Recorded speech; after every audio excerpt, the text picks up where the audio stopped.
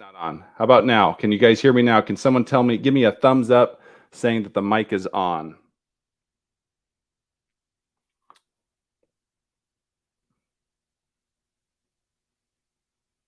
Mic on, test, test.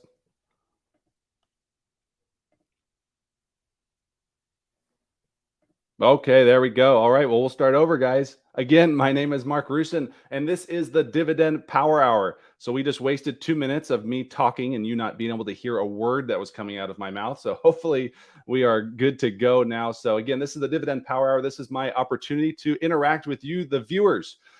So this is just an opportunity for you guys to post questions. We'll talk stocks. We'll answer your questions here live. And we'll have a specific agenda that we're going to go through as well. So we'll be talking about some of the earnings releases that came out this week. From some notable dividend stocks, AbbVie being one of them, which is one of my largest positions, had a rough day today. So we'll kind of go through those. But, you know, I've got a lot of direct messages. I've got a lot of emails talking about, hey, Mark, can you go live so we can just talk stocks and we can answer questions or give you questions that we can just look through live and just interact with you, the viewer. So thank you, guys. I see everyone coming in now and saying hello. The dividend mic has no power in the hour. That's pretty good. I like that one. So again, this is new for us. So there's going to be some hiccups. But the question that I posed at the top was, let me know in the comment section where you're from. Where are you guys viewing from right now?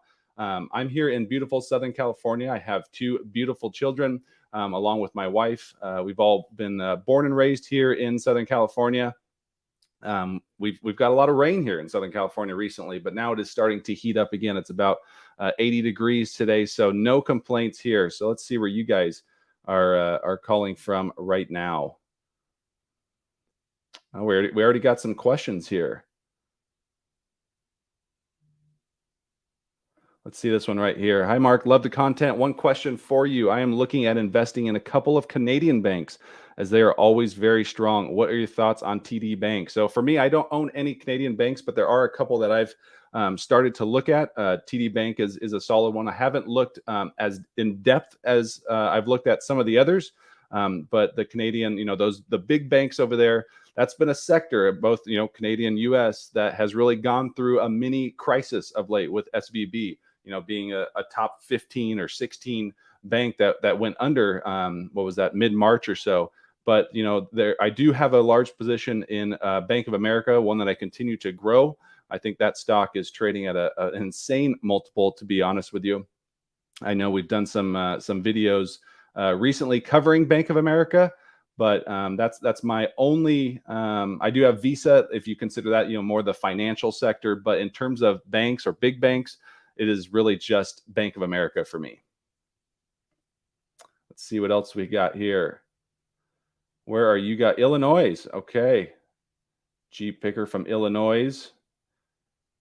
You're in Toronto. I guess I could have guessed that with the Canadian question, even though I'm here in the US and I'm looking at Canadian banks as well. So maybe I shouldn't assume there. TT from Maryland. Hello. Thanks for viewing in. Houston, Texas. All right. Nice. Howdy over there in Houston, Texas. I visited Dallas last year, so I went to a Cowboys game. That was an incredible arena, to say the least. What do they call it? Jerry World. That was a fun one there. Louisiana. That is Los Angeles, California. There we go. Neighbors. I'm here in Orange County. So the Joy 420, we are not too far apart here. Oh, there's an Orange County right there. KOS. Thanks for tuning in. We got Quebec here. Awesome. So yeah, keep the comments coming, keep the questions coming. We'll try and look through those. So really, again, the Dividend Power Hour is meant to be interactive. Again, we're going to go through different things here, but you know, if you guys have questions, make sure you post those and we'll answer them as we go. And I'll try to get to as many of them as I can. This is meant to be, you know, 30 minutes to an hour in terms of timing. I'm going to play with the times that we do these just to see what works for the most people. You know, here we are 4 o'clock right now on Pacific time, 7 o'clock Eastern. Do you guys like later? Do you guys like earlier during trading time? You know, most people are working their 9-to-5 job. That's why I didn't want to do it too early, because we're not going to be sitting at our desks tuning into a YouTube live stream, to be honest with you. So I'm trying to do it later in the day just to make it easier for everyone to kind of participate in. So So this is our Dividend Power Hour slide deck here that I kind of created that we'll be going through. So I just want to talk first about the weakening economy. So, the U.S. has been going through this period of transition. We've been hit with, really high inflation over the past, what has it been, 12 to 18 months now. That has hopefully peaked, but it's really starting to stagnate a little bit. So some of the key areas with, in terms of, what we're looking at moving forward is the R word. Everyone's talking about a recession. Are we going to go into a recession? I think it's more a matter of when we go into a recession and not if we go into a recession. How deep will this recession be? Now for me, this is just my opinion. Again, this isn't financial advice, but this is just my guess, is, talking to a lot of his executives out there, is that a lot of folks and economists as well think that this is going to be a mild recession, maybe a moderate one at best, but the consensus is a mild recession that we're going to go into. And we just got an update on GDP, which we'll look at here in a second. But some of the key factors here has been the labor force.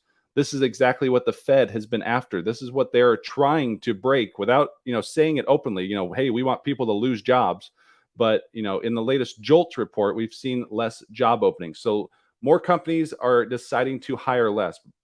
Going back 12 months or so, it was hiring now. We need more help. We can't get enough help. To now it's, okay, now we have too much help. We need to start laying people off. So we're seeing a lot more layoffs. The tech sector has been going through a layoff craze, but now we're starting to see that go into other industries as well. Disney just announced more, and they're going to be coming with more layoffs moving forward. So the new jobless claims actually was down, but it was 230,000 people were unemployed this past week. So that's actually down, though, from 16,000 from the prior week. But right now there's 1.9 almost million people receiving unemployment here in the U.S. So that labor force is really something that, the Federal Reserve is trying to break. That has been, if people have more jobs, they have more money, they can spend more. That's going to keep inflation high, because as we keep spending more, it's that price and demand thing. If we stop spending as much on some of these crazy things, then you'll see pricing come down, which will bring inflation down as well. But the pricing power is still there for a lot of companies, and a lot of consumers still have a lot of cash. Valuation, in terms of the S&P 500 broadly, those estimates are continuing to come down right now. For the S&P 500, they're looking at $220 in terms of earnings per share. This is for the S&P 500 as a whole. So when you break down all 500 stocks, put that into an overall EPS, it's about $220.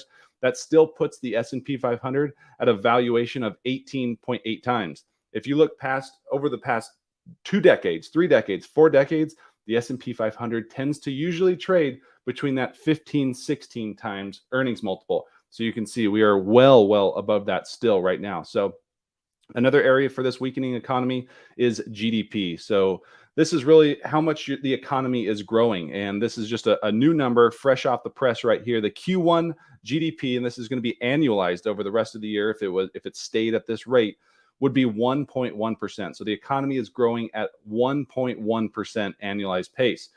Economists today were looking for a 2% reading. So they were already bringing their estimates down, but we went even lower than that. So we're starting to see and starting to hear a lot more about stagflation. So we've dealt a lot with inflation, a lot, really high prices. Now we're looking at stagflation, where you're going to see a lot of this growth just stagnate. It's going to be right around zero, where the economy is not growing, but you're still dealing with high inflation. We're seeing oil prices go back up. The price of the pump here in California is well over $5. It's $5 per gallon. For the Canadians, I'm not sure how that accumulates over to liters, but I'll have to ask my Canadian friends that. But yeah, the stagflation can be, that's something where not all stocks work. You're going to have to look for stocks that have high pricing power, so they're still able to have these high prices. Think of something like Johnson & Johnson. Whether the economy is doing well or whether the economy is just in the doghouse, you still need to buy Band-Aids. You still need to buy Tylenol. You still need to buy Motrin. And you still need to buy these, baby products, facial creams, and all of this stuff. That doesn't matter what the economy is doing. Now, you could probably buy a different brand if you really wanted to, but, most people tend to stick with what works.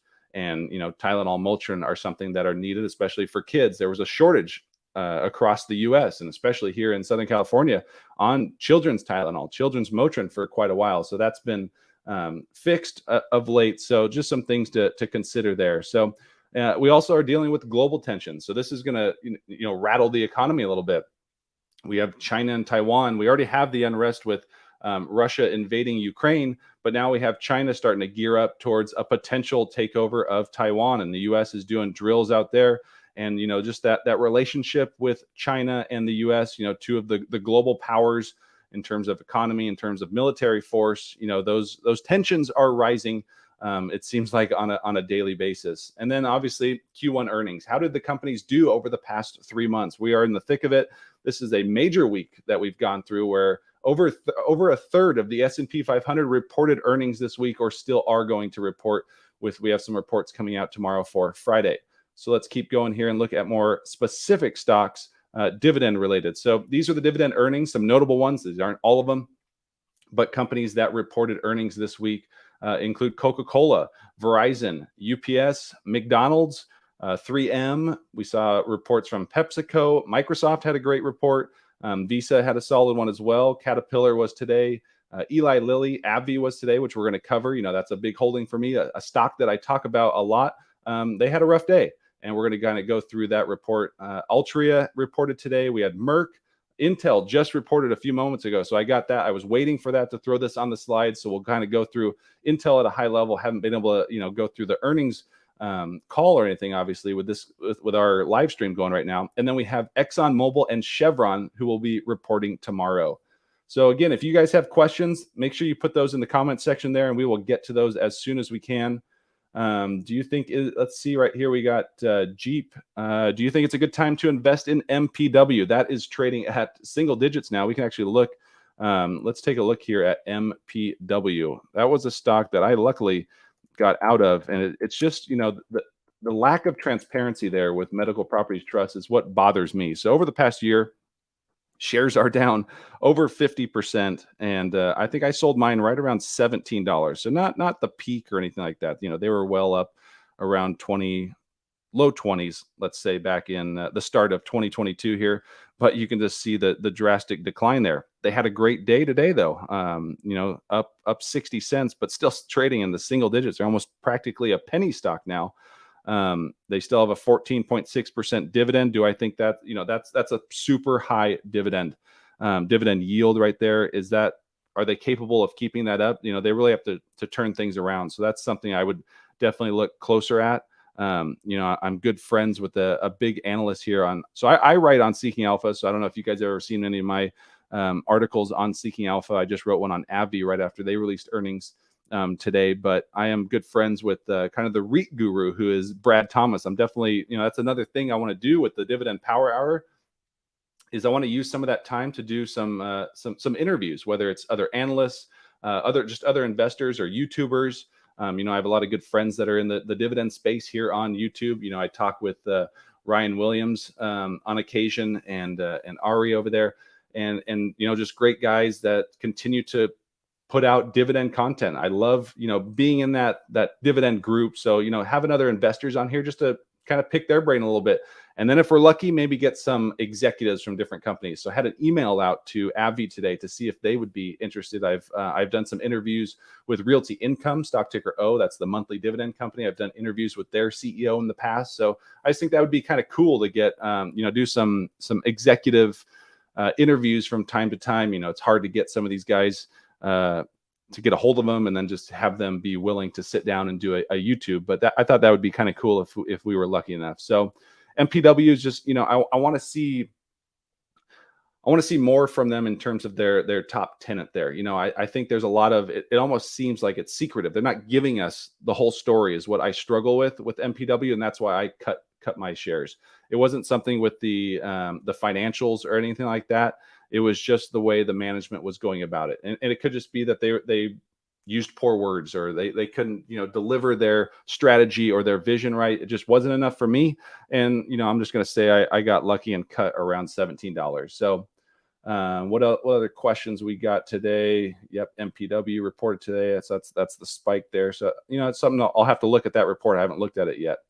Is it a good time to buy AbbVie? So again, I just released a let's see here. See if you guys see if it's posted on here. So if you go to Seeking Alpha and you go down on AbbVie, you'll see the number one here. Time to sound the warning bells for AbbVie. Who is this guy writing this? This guy owns AbbVie and he's writing. That's me. So I just wrote this report, kind of going through the AbbVie report that we saw today. We're going to go through it here in a second, just in a more summarized version. But AbbVie's already it's one of the positions I've held the longest.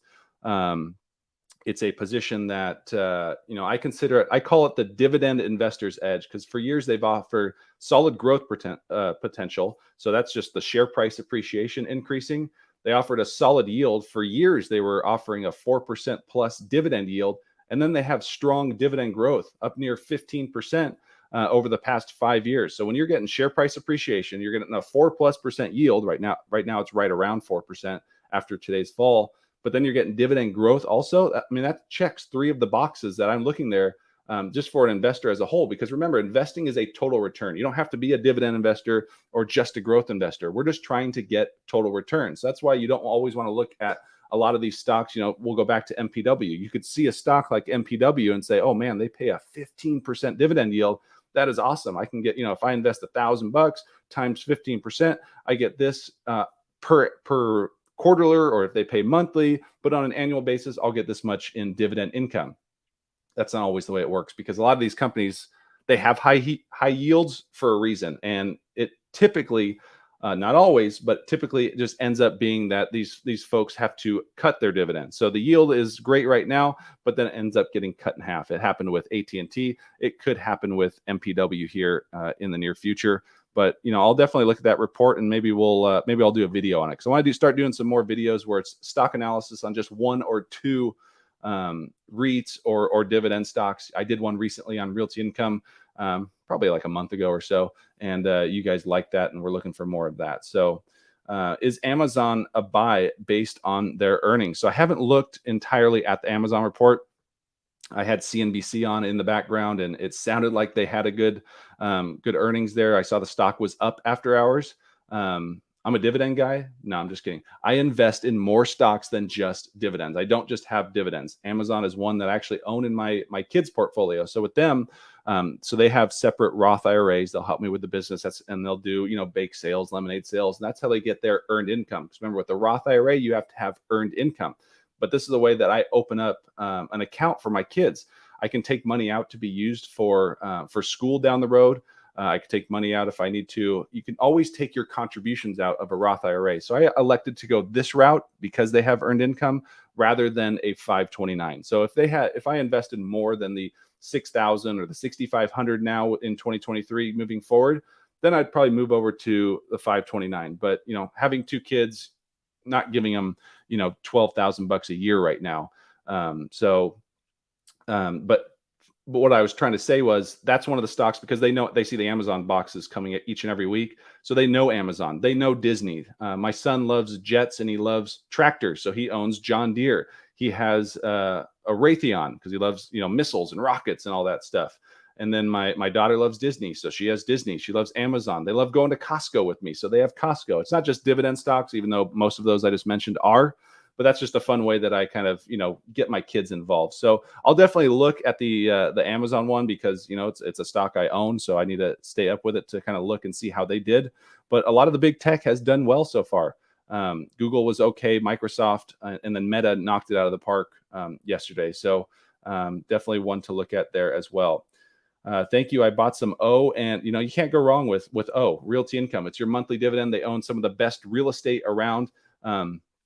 They do a lot of deals. A lot of their tenants are investment grade. So they're not just, buying building and say, hey, I'll just rent to anyone. No, you have to be solid. So, but the great thing about a lot of these REITs or real estate investment trusts, especially Realty Income, is that they do what's called a sales leaseback transaction. That's where they go and they want to buy this property. So say Home Depot Home Depot leases buildings, and they own some of their properties as well.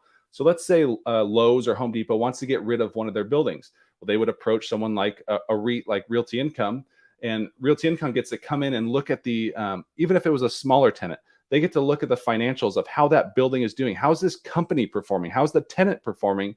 And they get to see that before they purchase the property. So that's a sales leaseback, because what they do is Lowe's doesn't want to move. It's not easy for Lowe's or Home Depot or Walmart's or Target's just to get up and say, hey, I want to move from here because the lease is cheaper down the street. So what they do is okay, we want to free up some cash here. So maybe we can sell the building, but we can lease it back from the new landlord. That's what Realty Income does most of the time, the sales leaseback. So they get to look and see how the economics are.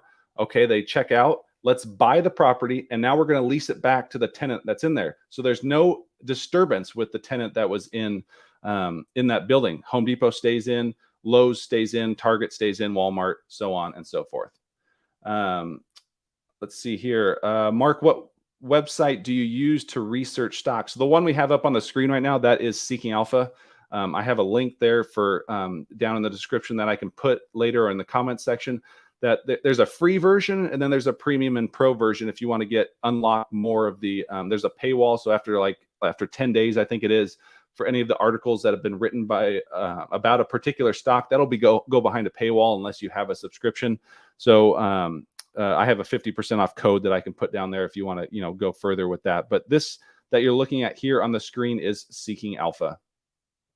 Not the only one I use, but I'm assuming that's the one you're looking at there. Bobby, great to see you in there. Always happy to help. Again, I went back to stating at the beginning, I don't know if you were here, Bobby, but this is why I created Rusin Financial. So I do a lot of one-on-one coaching, and it's not just around investing, it's around personal finances as well. Folks that are trying to get their finances in order, get some debt pay down schedules, and just put their budgets together so that they could hopefully start investing to reach their financial goals down the road. So that's really looking to empower and educate investors to hopefully meet their financial goals. And everyone has a different financial goal. Don't compare yourself to your neighbor. You have your own goal that makes you happy. Everyone has their different goals there. So thanks, Bobby, for tuning in. Got my first $25 with, there you go. It's brick by brick. And, I have a lot of investors, especially new investors, that come and say, well, with dividend investing, I need like $10,000 to start. No, you don't. No, you don't. Do you have $25 a week that you can throw in? Do you have $25, $50 a month that you can throw in? Just start doing it. Your dividend income, with dividend investing, it's not about year one. It's not about year 2, year 3, year 4, year 5. Dividend investing is about year 10, allowing the power of compounding to take over and just allow you to continue to accumulate more and more shares, both through a dividend. So a company's going to pay you a dividend, say it's $3. We'll just take that $3 and reinvest it into the same stock or a different stock that you like. And then also add that $50. So you just added $53. You only added $50 from your bank account, and you added $3 that was paid from the company. Just, start small. Everyone starts somewhere, but you don't need 10 grand or 20 grand to start investing in dividend stocks to make it worthwhile. Recently bought and Vici. I love Vici. First 2 REITs. So congrats on that. REITs, as you've probably seen in my videos, I kind of cut out around 20% exposure to REITs, and those are 2 of the best right there. Vici is actually my largest REIT holding. So we'll see how they do moving forward here.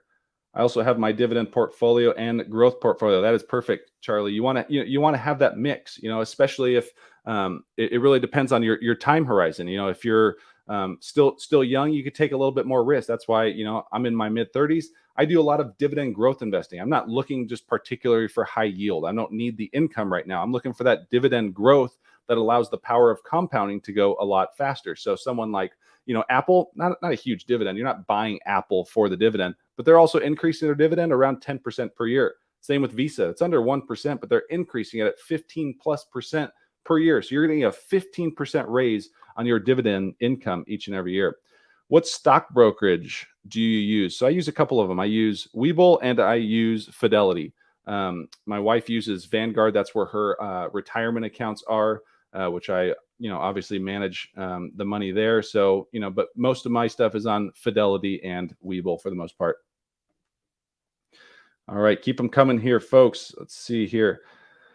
I'm new around here from Brazil, but trying to learn well, greetings. Hello from Brazil. That is awesome that you're tuning in right now, but trying to learn the US stock market from people that live that universe like you. Congratulations for your videos. Well, thank you first off for watching the videos, and you can really apply a lot of these just because we're talking about US stocks, it's really what we're applying it. What are we looking at? What valuations we're looking at? What different metrics are we looking at? You can really apply that to wherever you invest, whether it's Canada, whether it's over in Europe, or whether it's, down in Brazil. So, really just look at how we're looking at stocks. It doesn't have to be those particular stocks. And this is awesome. This is our first Dividend Power Hour. So thank you guys for tuning in and continuing to ask the questions. Love it here. So when did you start? Let's see right here. When did you start investing? So I started investing a little over 15 years ago. So I've been investing for 15 plus years. And when did you get really serious about it? So that's a great follow-up question, because a lot of folks say, well, if you started, in your early 20s, then you must be a multi-millionaire. Well, when I started, it's exactly how I just said a second ago. I started by throwing in 50 to $100 a month. I was straight out of college. I graduated college in the depths of the Great Recession. Still landed a job at a big four accounting firm. So, definitely got lucky there. But how about that timing to graduate college and start looking for a job in 2009, the depths of the Great Recession there. So, but again, started small, and then really it's probably been about 10 to 12 years where it's been a lot more focus in terms of the budgeting, where it's like, hey, we have an investing line. My rule of thumb is we're going to get paid. We have some of the fixed costs that we got to pay first, but investing is going to be one of those fixed costs. Now it changes. So I call it more of a variable fixed cost, because if I have some extra still at the bottom, I want to add to that. But I'm going to say I want to invest X amount of dollars at a minimum each and every month. So, always look to pay yourself first there. So thank you guys for the question there. Portfolio. Let's see the portfolio. SCHD. Love it. Love, love, love. SCHD is one of my top ETFs. S&P 500 is a top ETF or index fund. So, but SCHD is at the top in terms of ETFs there. And then the other 30% is made up of Pepsi, filed this week, Home Depot, and Lowe's. Okay, got both of them. I love it. Both, strong dividend growth stocks. Obviously, Pepsi is a worldwide global beverage leader. The second leader, I should say, in terms of beverage, but they have the snack component that Coke doesn't, that a lot of folks like. And then AbbVie, again, we just spoke about that, is the investors trifecta. So that is awesome. So Home Depot and Lowe's is a little bit, you have some crossover there with both of those, but I actually like both companies. Excuse me. Lowe's is trading at a great valuation right now, but I've been really molding the idea of wanting to add more Lowe's, or adding to my Lowe's position. So I've owned both in the past. Got lucky and sold. Oh man, I'm choking here. And sold both of them at a good price. I'd worked in the real estate industry for a number of years, particularly home building. So it foresaw a lot of the housing downturn, which I know will impact the likes of Lowe's and Home Depot. So kind of got out of those, but been waiting for an opportunity to get back in there. So definitely like that portfolio there. So let's get back to our stream. Excuse me.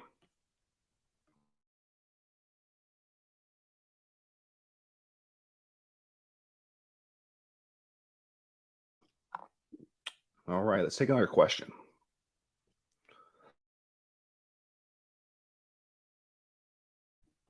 Can't catch my breath there. Here we go. How many different positions would you consider is too much? That's really that's tough to answer, because it depends on how hands-on you want to be. I'm a person that's in the market each and every day. So let me see how many I have right now. Actually, let me pull it up. Let's see.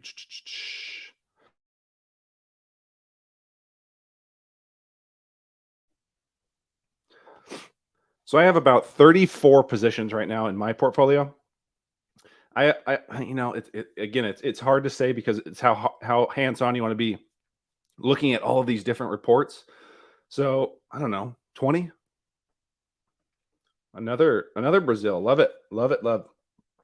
Greetings. You still strong on NetStreet? I really like NetStreet. They're again. Let me pull myself back up so you guys see me here.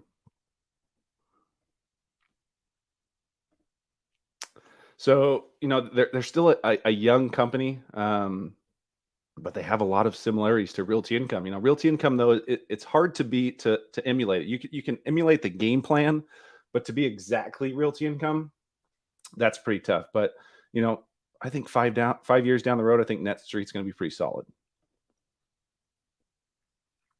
Would you sell out of Intel and buy back in when it drops? So I covered this in our Discord there. I bought Intel at the beginning of the year, about 100 shares, and ended up selling options on it. So I started selling covered calls that worked out perfect. And those got called away, and made my premium, and it's fallen back down to. So I'm kind of looking at the same game plan here again, where I might just buy 100 shares and start doing a covered call. So um, but Intel's one of the ones we're going to look at here today. So let me keep the questions coming, but let's keep going here on our slide deck.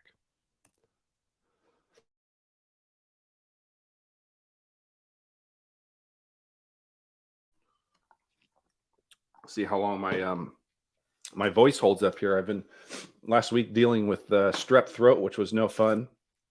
Now my kids have it, and they keep me up all night. But we're going to keep cruising here. All right, so let's look at AbbVie first. So AbbVie, they generated revenues of 12.2 billion, which those were in line with analyst expectations. They were looking for 12.2. So if you want to say a slight beat, you can.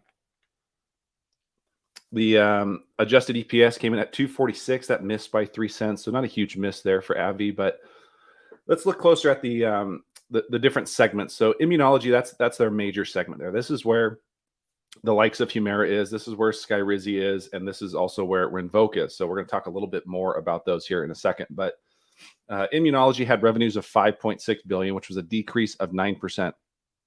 Oncology had revenues of 1.4 billion, a decrease of 14%.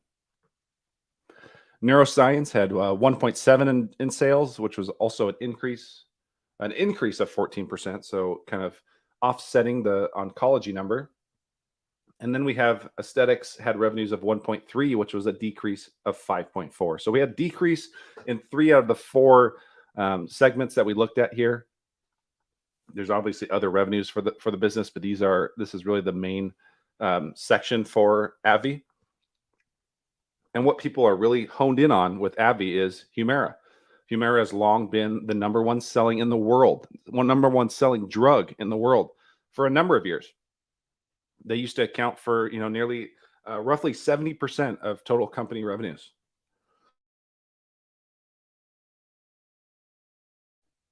And now you have Skyrizi and Rinvoq, and these two are looking to really take that next step for the company and carry the torch, because Humira, starting in 2023, Humira lost its patent protection here in the US, which is why you see massive declines in sales. So Humira sales came in at 3.5, which is a decrease of 26% globally. That is a massive, massive drawdown for sales. But again, it's expected. It's nothing new. It was not a surprise. It actually came in a little bit better than what analysts were expecting. So, and then Skyrizi and Rinvoq. So these are the 2 up and comers. These came through the pipeline. They had sales of roughly 2.1 billion combined. Skyrizi grew 45% year over year. Rinvoq grew 48% year over year. So some pretty awesome growth there. Those one of the reason the stock was down so much today, though, was that those grew a little bit slower than what analysts were anticipating. So, but management, that's just one of the reasons. But management is still looking for some major increases from these companies moving forward. They expect Rinvoq to have more breadth than Humira. So these two combined at their peak are expected to surpass Humira's peak sales, which is around $21-22 billion in terms of sales at their peak. So again, they were the number one selling drug and you could see why a lot of folks have struggles with AbbVie, just due and large that, okay, they're losing their number one selling drug. They're not losing it, but they're losing the patent protection.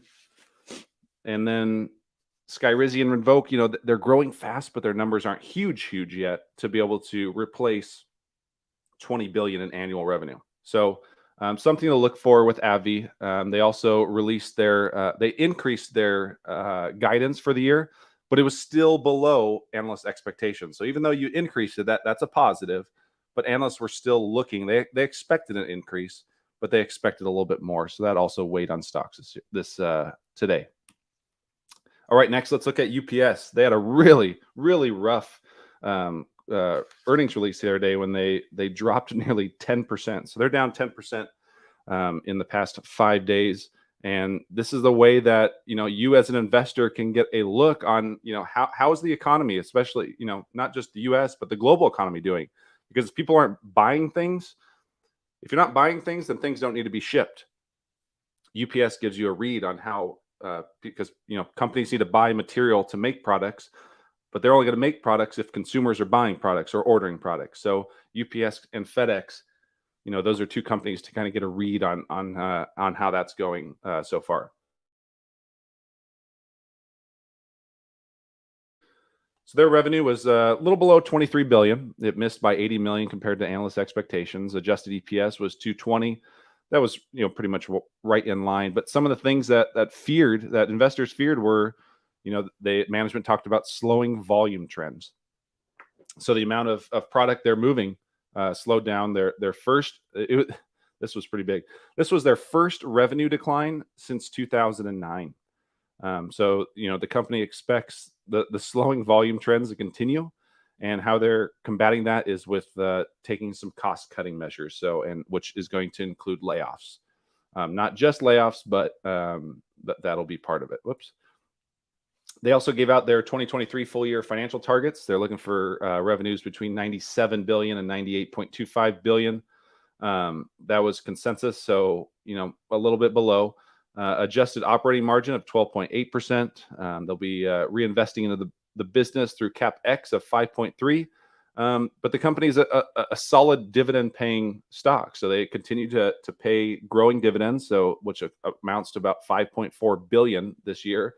And not only are they returning money to shareholders via dividends, but they're also doing it through share buyback. So hopefully they're taking advantage of that when your stock falls 10%, by using that 3 billion target that you have to buy back some of your shares.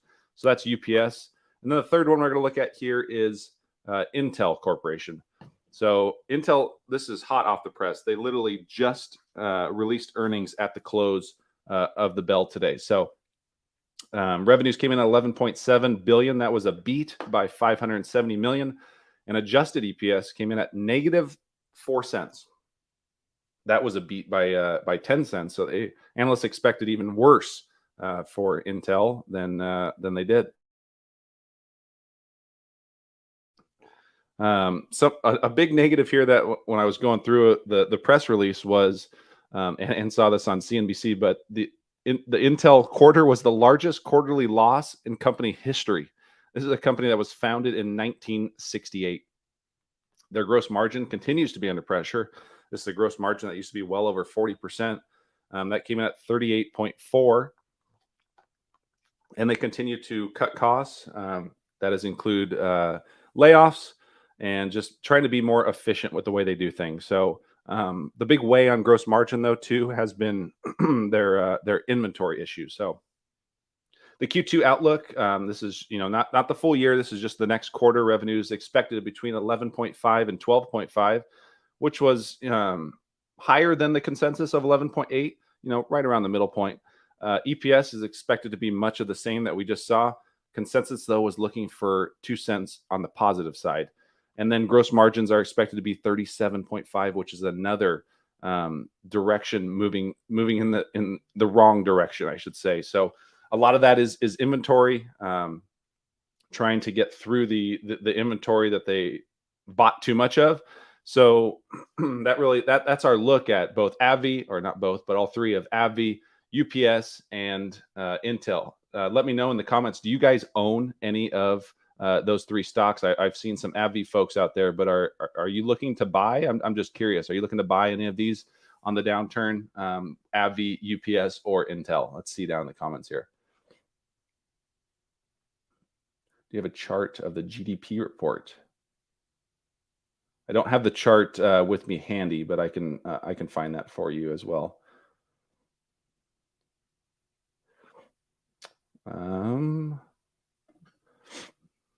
Some suggest that REITs, so I'm going to take some more questions here since we just went through some of those reports, that REITs should only be added closer when one gets to retirement. Well, I mean, I hope I'm close to retirement, but I don't think I'm close to retirement anytime soon here.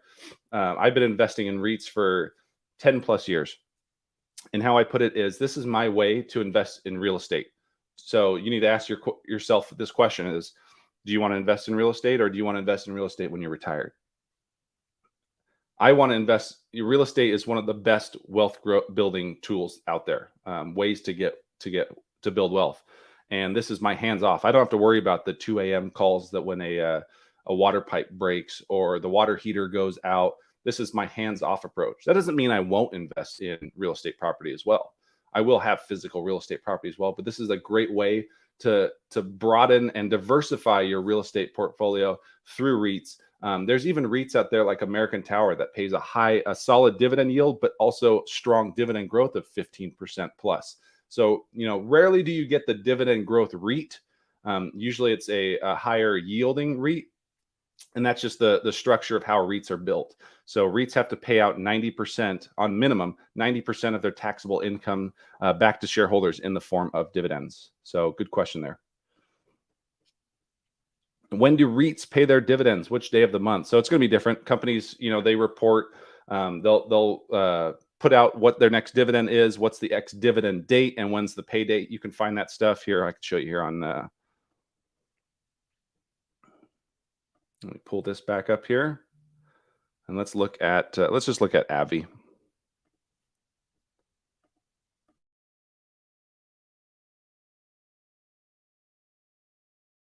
So down here at the bottom, you guys can see, move it up a little bit, the latest dividend announcement. So they announced a quarterly dividend of $1.48.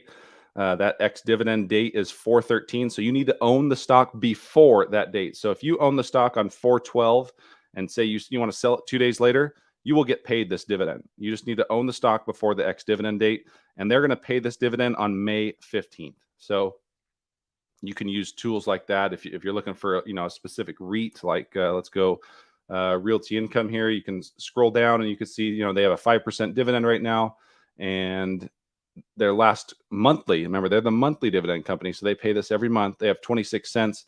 Their ex-dividend date is April 28th, and they will pay that out on the same date as AbbVie. So if you own AbbVie and Realty Income like I do, I'm going to be getting 2 dividend payments there on May 15th. So good question there. What else we got?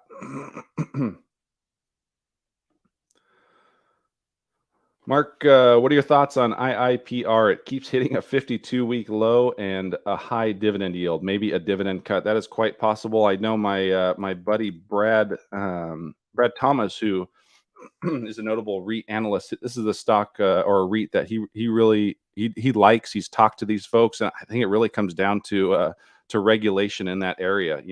They have a good idea here, but the stock popped today. You got 5.6%. So this is Brad here, and innovative industrial. I feel your pain. So that might be worth a read there. That was something he wrote just 4 days ago, covering the stock. But he's got good insight there. He speaks with the he's spoken with the CEO on numerous occasions. That doesn't always mean much sometimes, because they could just be blowing smoke. But for what it's worth, he does speak with them. He has visited some of the properties as well, and he continues to believe in it long term. He does realize that it's going to have some bumpy roads moving forward, but I think a lot of it is has to do with regulation there. So let's see what else we got here though. But good question, thank you for that. AbbVie is on my watch list. Good, it's a good one to have. That now that after that sell off today of 8%, they're creeping back up. I think they're at like 3.99 or something dividend yield. So anytime that gets up to that 4.25 is a good time. But it's already such a large position in my portfolio. It's the valuation isn't terribly intriguing there. And actually, Let me pull these guys up real here quick while we're at it. Since we looked at AbbVie, UPS, so let's share this tab instead. So Fast Graphs is another one I use. You guys will see this in my videos a lot. This is a great tool that you can see. You know, this black line here is going to show you where the stock's been going. So this is just your typical price movement. But what this blue line is, and I refer to this a lot in my videos, what this blue line is the average price to earnings multiple. So right now I'm looking at the 5-year period. So this is your 5-year average. You'll see 7 up here, but they also include 2 full years moving forward for that if you want to look at the blended PE. So if I want the 5-year average, I'll go 2 years ahead. If I want, you know, the 10-year average, I'll go to 12 here.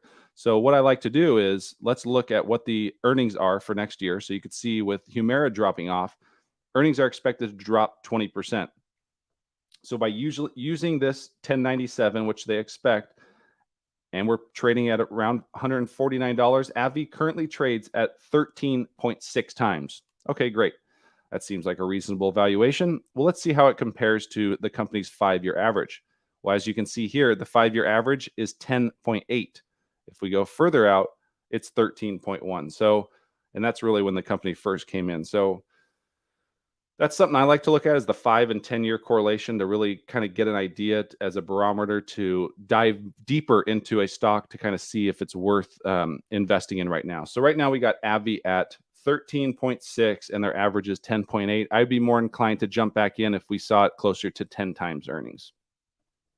Let's next look here at UPS. So again, we can see that blue line is our average, which over the past 5 years has been 15.5 times. That's been our PE. And right now we're trading at $177, and analysts are expecting $10, and we'll call it $10.80 per share here in 2023, which equates to a price to earnings multiple of 16.5 times. So we're a little bit ahead, 1 times ahead of the 5-year average. Again, going back 5 years, that was a booming time for stocks. So it's a hard one to necessarily look at. So let's look at the 12-year, even higher, 18.5, which makes the valuation look a little bit more intriguing there. So UPS isn't a stock I'm looking to buy at current levels right now. And then lastly, let's take a look here at Intel. So now you can see Intel on the screen. Analysts are looking for 2023 of 47 cents on the year. So we know they had -4 in Q1 and expect to have -4 in Q2 as well. So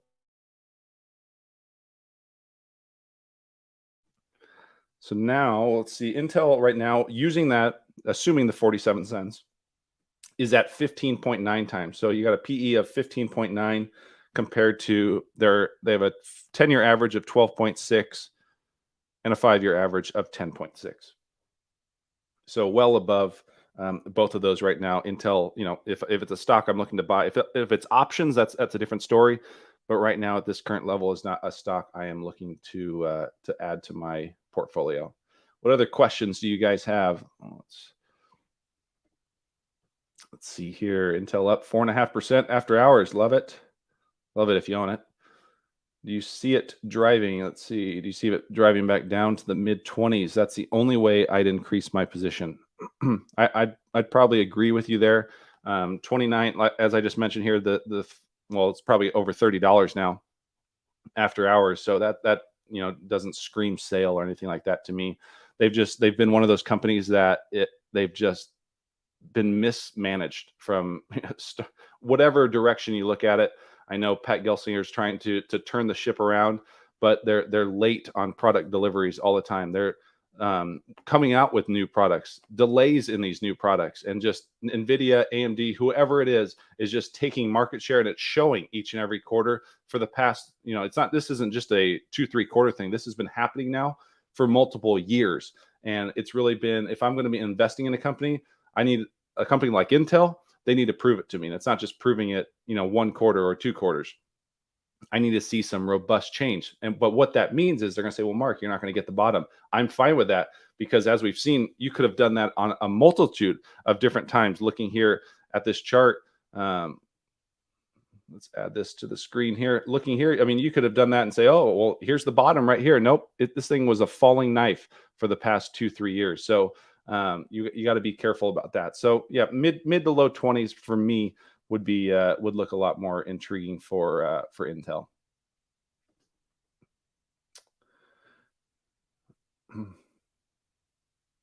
Do you own both rival companies such as Coca-Cola? So we had a viewer earlier ask about, or he owned Home Depot and it might have been you, Snazzy, as well. But you had Home Depot and Lowe's. It's a similar concept there, but these are both very well-run companies. With Pepsi, though, you do get that food component as well, but again, it's a little bit lower margin. For me, I only have Coca-Cola in my portfolio. Very well-run company. Love what they're doing with the business, reducing the amount of SKUs. How they've come out with the different product types as well, the different cans. So you have the small cans, the regular cans, the larger. So whatever you are, if you're a health conscious person and say you're like, oh, I just want a little taste of a Coke, or say you're doing some mixed drinks or something, I don't need a whole can of Coke. You just need a small thing of Coke. It brings in more customers to have the potential at possibly buying your product. So really like what James Quincy has been doing there with the company at Coca-Cola.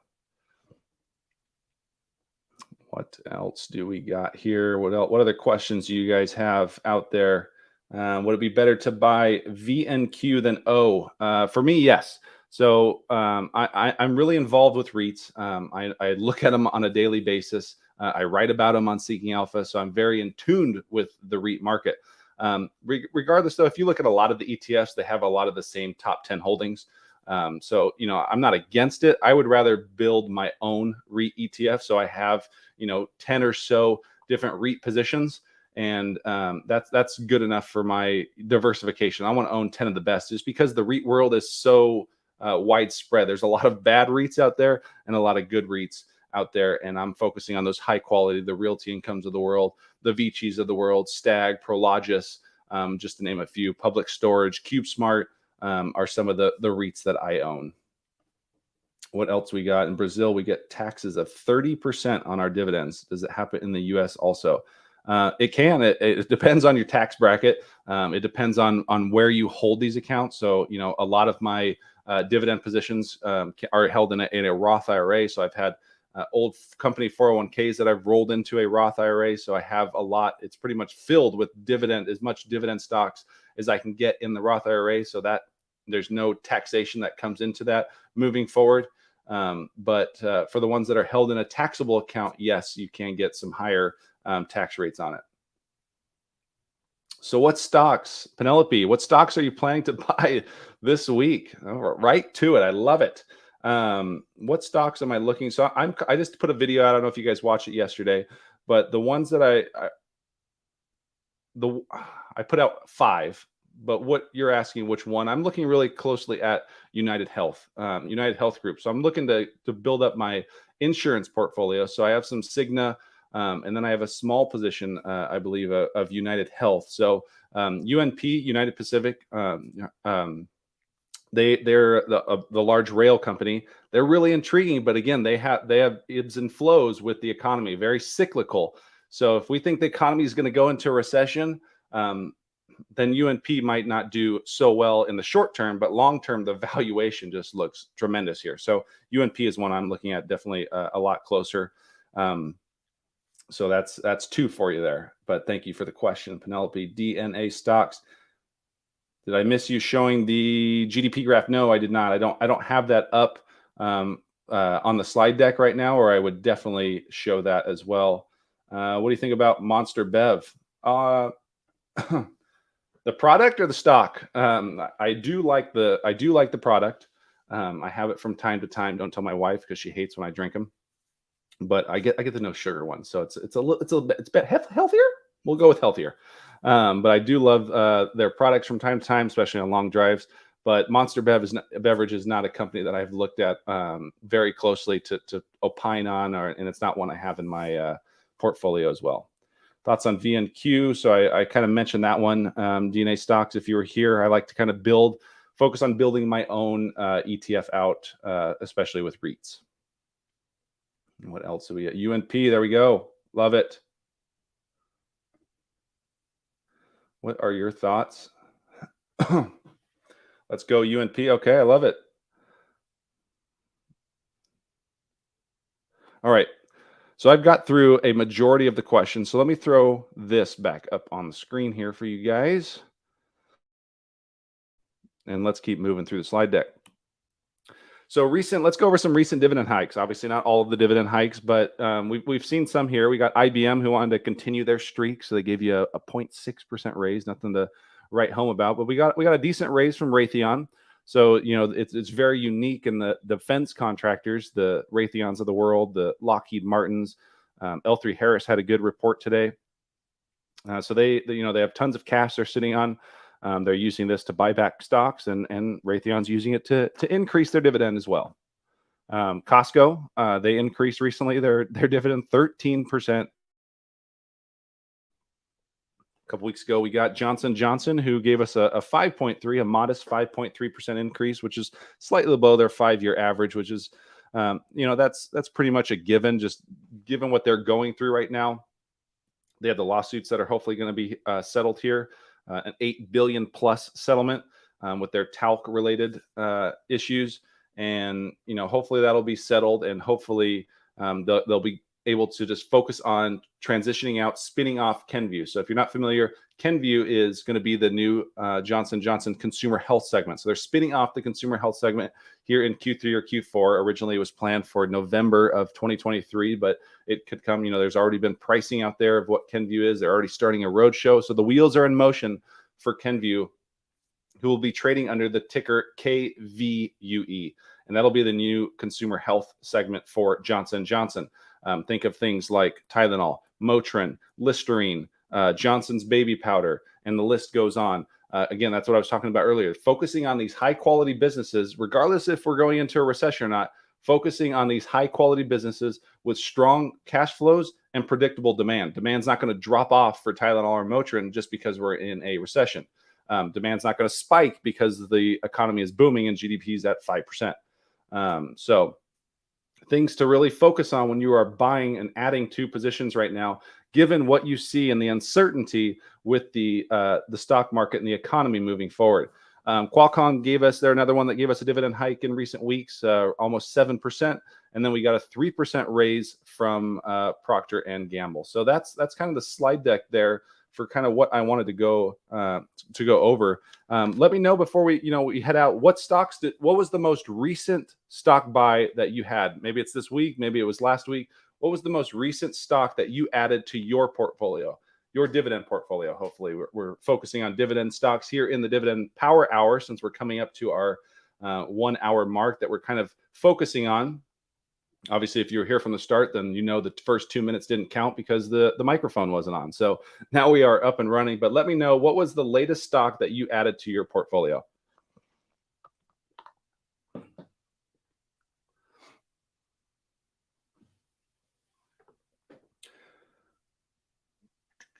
UPS.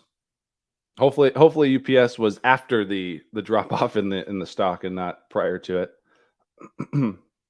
Starbucks has been that is a top holding of mine. It's a company I've loved. It's again, like AbbVie, one of the longest positions that I have held. Love both the product and the stock, but they have been cruising higher, and valuation is really pushing up against that higher end for me right now. So not a stock I'm looking to add more. But again, that's because, similar to AbbVie, is I already have a really full position. So if I had a low position of Starbucks, say it was in the bottom half of my portfolio, then yeah, sure. Right now you have the China regrowth story that could be taking place out there, where they're literally expanding and building opening new stores. I think it's like every 12 hours or something wild out there. Don't quote me on that, but the growth story in China is huge for Starbucks. T and SPHD. I don't know if that made sense though. AT&T recently reported earnings as well. I know Verizon recently reported earnings. AT&T is a stock that I had held in the past, and it's a similar story to MPW, Medical Properties Trust, where I just simply lost trust, no pun intended, but lost trust in the management team. They had bad acquisition after bad acquisition. They've which has really just brought on a mountain of debt for the company. And but they're looking to maybe be turning the corner here. I know on social media, if you guys follow me on Twitter, it's at @dividend_dollar. But when I first came on Twitter in 2020, all of the tweets were about AT&T under $25, AT&T under $25, and then it fell to like $15 or something like that, and everyone never spoke of AT&T again. But it's starting to turn the corner again here recently. Why is Equinix so expensive? $700 per share. So don't ever, a lot of misconceptions with new investors is focusing on the dollar price per share. So this could impact some folks, but for those of you that have access to partial shares, so you can say you have a $700 stock like this, EQIX, and you want to buy, say, man, I only have $100 and I really like the stock. That's the one I want to buy, but it's 700. Well, you can buy 1/7 of the stock. You can buy $100 worth. Don't focus so much on the share price. Focus on valuation. That's different from the share price. But remember, if you're investing $1,000 in a stock, it doesn't matter if you have 100 shares or 50 shares. You still have $100 or $1,000, whatever you invest initially, of that stock. And if $1,000 for stock A that's trading at $100 per share, and $1,000 in stock B, which is at $5 per share, they both go up 10%. You're getting paid 10% on your investment. So don't get hung up on the number of shares that you have there. Pine and WPC, two solid REITs there. Really like what WP Carey is doing with their industrial and warehouse. They used to have they had a management arm, and then they also had a lot of exposure to office. They've really dwindled that down. They've really become a solid industrial and warehouse REIT, which should bode well moving forward, especially when the economy gets moving again. One area that I like is industrial, and that's I've done videos on Prologis, and recently yesterday's video I covered Stag Industrial. Added some BAC, love it, trading at I think it's 8.8 times earnings. I just recently, if you follow my newsletter, I did a deep dive on Bank of America. And that stock is dirt cheap. What else? Pizza Pro. I thought you weren't going to make it. You made it. Love to see it. I added ESS. Nice. That is trading at a very low valuation as well. I have that in my portfolio. Home Depot. Again, yeah.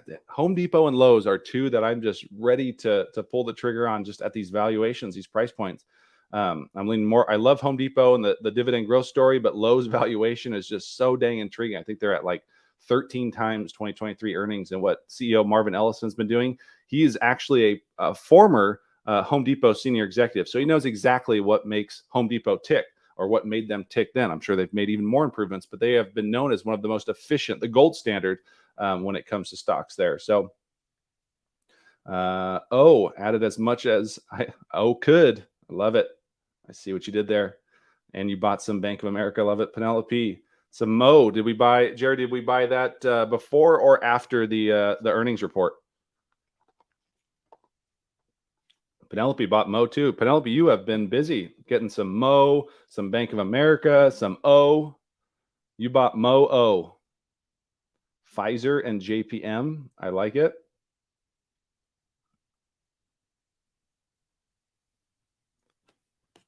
Let's see what that one is. I'm not familiar with that stock. Justin, I do not follow that stock, so I'm going to have to look at that one a little bit closer here. We got a 12 point. It's a high yield $8 Rhythm Capital Corp. I'll have to take a look. So not sure on that one. Can you buy partial shares on Schwab? I don't use Schwab. So are there any Schwab users out there that can answer this? Can we buy partial shares? Say we want to buy Apple, but we don't have a full share price. We only want to invest $50. Can we buy partial shares of Apple? I just noticed I keep moving the whole dang desk here, so sorry about that. Stag. I love that REIT at first. I hope you saw the video yesterday. One of my top 5 dividend stocks to buy in the month of May included Stag. So all the time I'm trying to include at least one REIT. It seems like you guys really like the REIT videos, so I try and do at least one REIT focused video per month. And then in the top 3 to 5 that I do for the following month, I try to include at least one REIT there. So Stag was that REIT, but if you haven't watched that video, make sure you go check that one out too. Sorry, a little late. Live extension. There you go. Yep, we are still going here. Just came home and you jumped right onto the live stream. I love it. I love it. People are looking to build wealth and better themselves. I love it. How long do you think these live streams will be? Well, we're at our hour, so I'm wrapping up here now. But again, as I mentioned at the top, since you weren't here yet, buddy, is I'm going to try and change the times around a little bit and see what works for, if folks like this 7 o'clock Eastern time, then I'll do that. Next week, I'll try maybe 8 p.m. Eastern time. Maybe that'll help both the West Coast folks and it's not too late for the East Coast folks. If anyone is in Europe, then that might make it a little bit harder. But so yeah, I'm just going to play with it. Make sure you guys, let me know what works for you as well.